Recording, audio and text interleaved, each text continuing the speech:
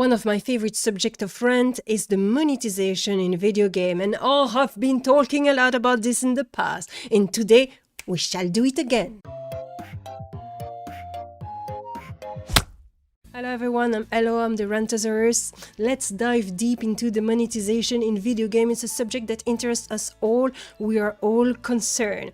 Through the years, on the Rantosaurus series, through podcasts, video games, my streams, everywhere, I've been talking again and again about the monetization in video game. It's a subject I'm very passionate about and very opinionated as well. Let's remember this little moment in timeouts from Tamriel with Deltia and Sigtric. This is a business. This Burger King does not give burgers out for free. But Burger King, take the good example. Burger King is ZeniMax Burger King. ZeniMax is not Burger King. It's a lot above that. ZeniMax is not Burger King. In the video game industry, the trend has increased through the years. It was already something to talk about back in 2012, 2014, but now it has become worse and worse, especially since the mobile gaming has become predominant and it's something that is very aggressively monetized. It's really dirty and very much manipulating people and using psychological trip to really trap you into those patterns. It's very disgusting when you think about it. They are literally hiring psychologists to find the best way of taking some money out of you. Isn't that really horrible when you think about it?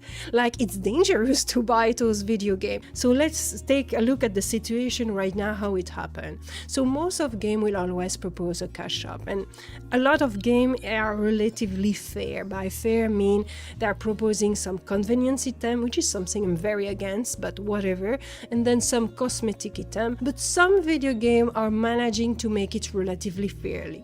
As example, I will take Guild Wars 2, Elder Scrolls Online and Final Fantasy XIV, because those games always propose you still plenty of things to earn yourself by playing the game, and then you have the cash shop which offer you some other items that are a little bit more fancy maybe, but you have the possibility of chasing something really cool in game, which I think it's important, because looking cool is one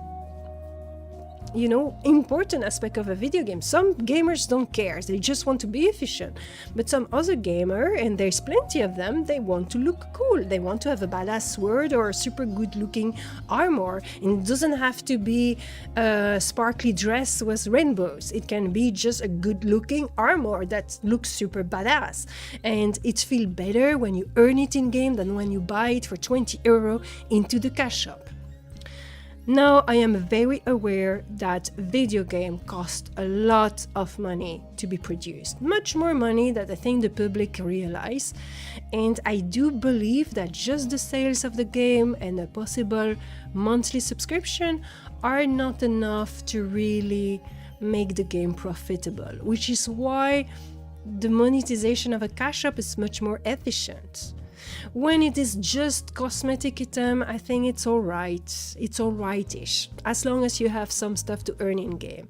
But when it comes to convenience item, then it becomes much more dangerous, because even it is not like straight pay to win, it is still giving you some skips. So you can get this experience potion, or you can get those teleportation scroll and whatnot. All those things that will allow to bypass certain aspect of the game. Which means that sometimes the game are developed so you can earn all those things in game, but it will take you much more time. And you know what's the most precious resource of humans being? It's not money, it is time. This is always something we're running out. Even if you're the most rich person in the world, you're going to die one day. So your life is on a timer. So your time is your most precious resource. Therefore, it makes sense that sometimes you just want to enjoy a game, you don't want to enjoy the grind, so you're going to buy those experience potion or those teleportation scroll and all that kind of things.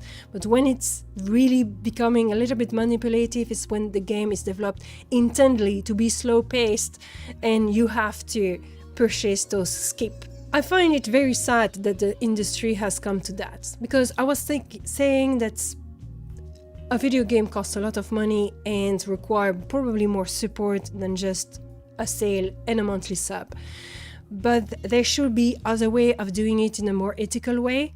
And I do also believe that some video game or some company are pretty greedy and they're really trying to milk their consumer as much as they can, and that's where I really disagree. So we as player, we have to take a stance and really make some conscious choice on whether we are purchasing certain things or not. We are basically voting with our wallet. This is well known.